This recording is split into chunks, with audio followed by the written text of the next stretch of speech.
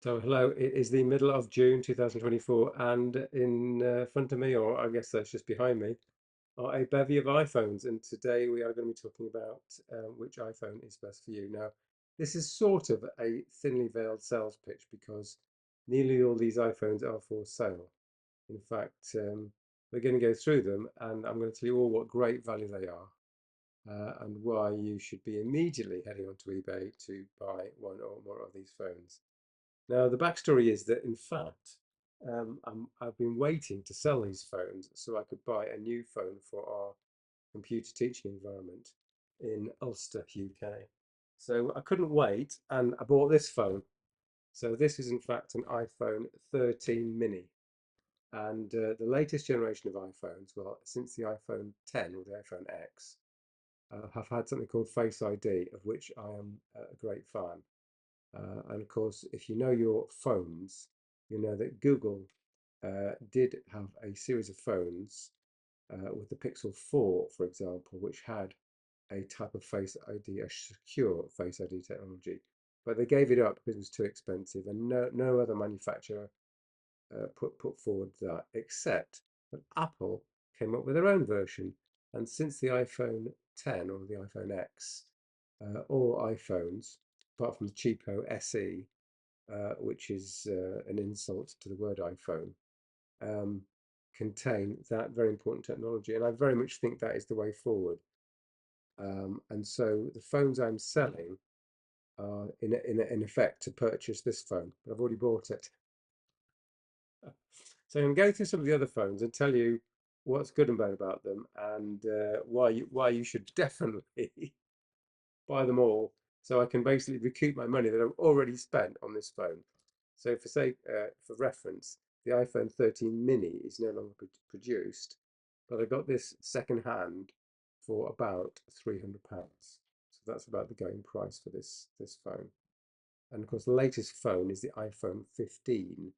So we're two generations behind already with this phone, and the iPhone 16 comes out this year.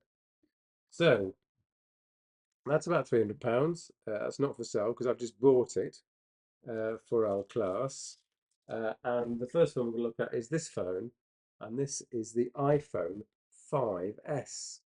Now, as you can see, this is in the days when iPhones had an insultingly small screen, but things still work. Now, Apple regulates the iOS level, the operating system level that runs on a phone. And this phone is, I think, stuck at 12.5.7. But nevertheless, it still could contact the App Store and still can do most of the things that you would want with all the other phones. It just does them more slowly and with less flair. Especially impoverished, I would say, is the camera. But this is a phone which is over a decade old. So, it's got some history. So this is an iPhone 5S, and Uncle Steve will be turning in his grave when if he was to know that this phone is for sale for £30. I mean, this is the cost of a night out at the pub. But it's a fully working phone. It's in absolutely pristine condition. Not a. Let's get the. Should we get the glasses on just to verify before I perjure myself? Perfect. Absolutely flipping perfect condition. Yeah, it's like it's out of the box. Wow. Because this phone was in a case all its life, so that's why it survived so well. And the battery's still great. So that's the iPhone 5S.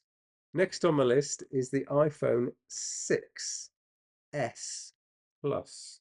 Now, by the way, this had an A7. So every year, Apple tends to increase the processor number. So this has an A7 chip in it.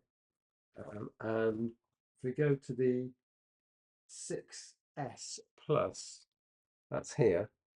And this is for sale for something like 80 quid. 80 quid.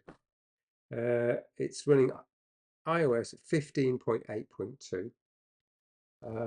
This is again a totally double check, shall I? It's a it's like a brand new phone. So this is a 6S Plus phone. So this is from 2015, so it's about 9 years old. It's got 32 gigabytes of memory. Uh, it's got a single SIM. Well, all iPhones have got single SIM slots, apart from the latest ones, which can also have eSIMs, but not until the iPhone X could you have an eSIM. Everything works. It's I'd say it's more than an entry-level phone because it's an S model and a Plus model. It's a slightly faster processor and it's a slightly larger screen. So that's literally so about 70 something pounds. I mean, it's just bonkers. This will work reliably. It's just not quite as good value as the penultimate phone I'm going to show you. Now, I was going to show you this phone, which is the iPhone 8, but someone's just called me and bought it. So again, this is the iPhone 8. So this is 2 generations later than the previous phone. This is the 2017 phone, and this just sold for about £80. So again, I think that's an absolute bargain. These phones, these later phones, uh, have got a fingerprint button here for log on and pinless entry, and obviously this phone's got the same. Again, all these phones have got very good batteries. Um, Possibly the last phone is the weakest battery. So Apple, if you've got over, I think it's 80% battery capacity left in your phone, then Apple says the battery's fine. But if it dips below 80%, so I think this last phone is the 8 Plus phone with 64 gigabytes of disk space, and that is just about just over £100. Again, this phone has the tiniest bump here. It's not actually even made into a crack. It's a crack. It's like an under the surface crack. As you touch this, it feels fine. Um, and this is an 8 Plus phone with 64 gigabytes of disk space, which is pretty decent. The other ones have got 32. This has got 64 gigabytes. Again, it's a 64-bit phone. It's got full App Store access. It comes with all the applications you can possibly think of.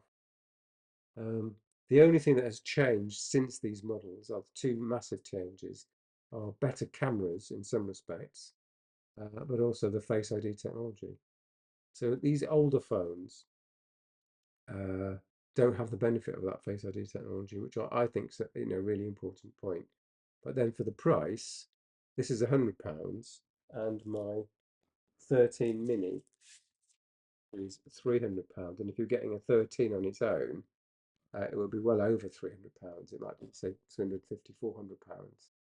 So this is £100. This is £300. So you can see there's a massive difference. So yeah, I think all of these phones are tremendous bargains, really, and I'm shocked that people aren't beating down a path to buy them. So with that said, please do consider these phones. There are no strings attached. They all work well, and they're all unlocked. And I think they would be fine in a new owner's hands. I look forward to you contacting me. Thanks for watching.